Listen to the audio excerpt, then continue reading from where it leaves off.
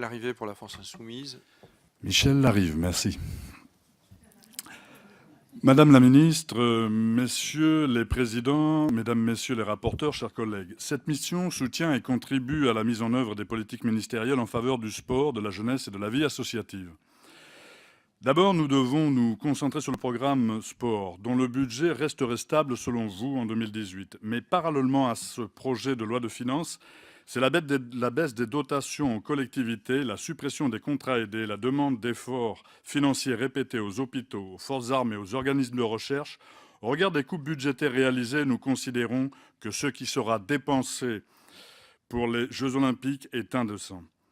Précisons que les Jeux Olympiques ne concernent que quelques métropoles, laissant pour compte les départements ruraux et les populations défavorisées, dans l'hypothèse où les retombées économiques auxquelles vous croyez soient véritables. Ensuite, nous serons occupés par le programme Jeunesse et vie associative. Entre 2017 et 2018, les crédits accordés ont connu une hausse d'environ 59 millions d'euros, dont 82% pour le service civique. Nous considérons que votre vision du service civique n'est pas conforme aux attentes de nos concitoyens et ne représente pas le creuset d'une fraternité citoyenne. Nous vous proposerons donc alors, lors de la défense de nos amendements, des pistes de solutions et des pistes de réflexion afin d'améliorer les perspectives que vous avez données à votre projet de loi de finances. Merci. Alors, pour commencer, par rapport au soutien aux équipements, les équipements sportifs seront toujours assurés par le CNDS.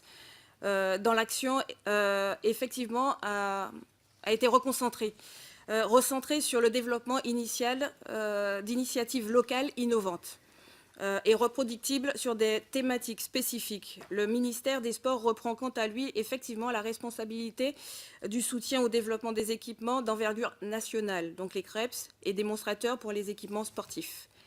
Je salue, n'en déplaise à certains, la réussite collective de l'attribution des Jeux Olympiques de 2024. Cet esprit de réussite doit durer, car nous avons en fait à livrer des Jeux exceptionnels d'ici à 7 ans, avec une équipe de France solide. Je rappelle toutefois que toutes les décisions prises par le bureau exécutif du GIP l'ont été à l'unanimité par tous les membres. Comme vous le savez, le sport, effectivement, le sport intègre, c'est l'un des axes majeurs de ma feuille de route.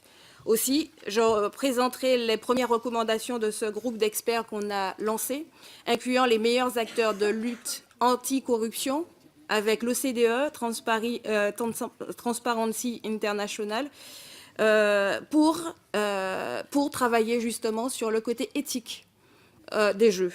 Nous avons équipé en fait ce label pour travailler sur les retours d'expérience sur ceux qui ont travaillé sur les grands événements. L'objectif, c'est vraiment de travailler en toute transparence. Dès mon arrivée en mai 2017, nous avons été objectivement, on s'est positionné sur la France qui gagne.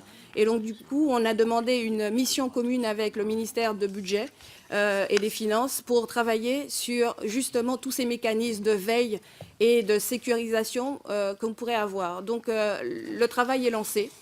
Effectivement, il y a des dysfonctionnements, mais mon objectif, c'est de travailler dans un futur propre, cohérent, pour recevoir les Jeux en 2024.